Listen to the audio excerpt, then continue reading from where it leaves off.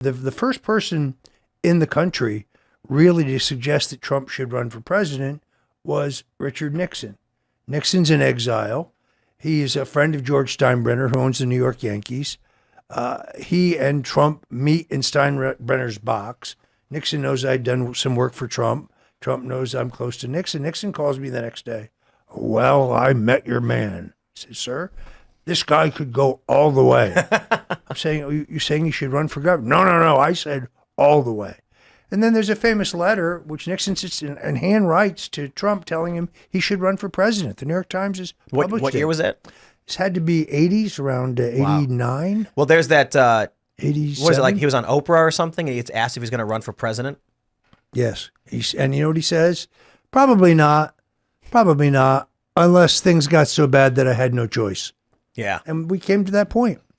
I didn't know we were at that point in 2012. I just thought stuff was a little crazy, but I didn't realize like that the liberal economic order was morphing into this new world order, that it had been planned for 30 or 40 years, and I had no idea. Well, in retrospect, we still weren't quite at that moment. So in 2012, he, I think, reluctantly endorsed Mitt Romney. He almost immediately had seller's remorse. Every time there's a debate, he would call me and say, what's wrong with this guy? He's got no instinct for the jugular.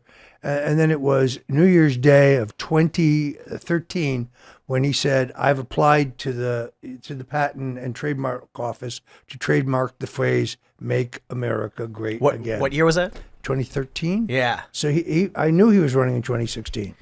Michael Moore tried claiming that Trump didn't actually want to run. It was, did you see that documentary he did, Fahrenheit 11/9? And he's saying something, what was it, Gwen Stefani or something like this? Like someone got a bigger NBC contract than Trump, and Trump was offended because he's the big shot, he's the apprentice. So he decided he would run for president just to bolster his recognition and then try and get a better contract, but then he accidentally won. It's the most insane thing. Michael Moore, what were you thinking?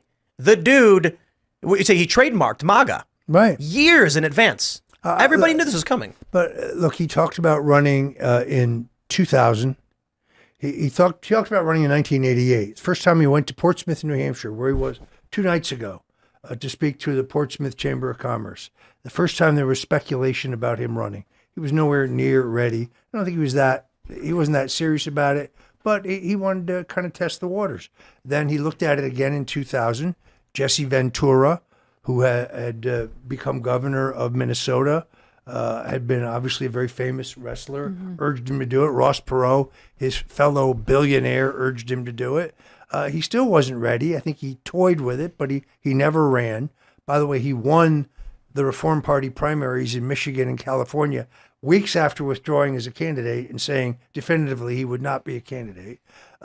He looked at it seriously again in 2012. The reporters all insisted he's just burnishing the brand. He's never really going to run. This is all great PR genius. I think he was always seriously interested. He was waiting for the right time. 2016 turned out to be the right time. And isn't that better? I mean, if what he said on Oprah, he's thinking about it. If he needed to run, then he would. I think that's much more of the like servant leadership that people don't actually give Trump credit for. It wasn't about his ego. It was about saying, I can actually change something. I can make a difference here. It's cost him hundreds of millions of dollars. He was universally liked. Now he's a polarizing figure. It's cost him millions in legal fees.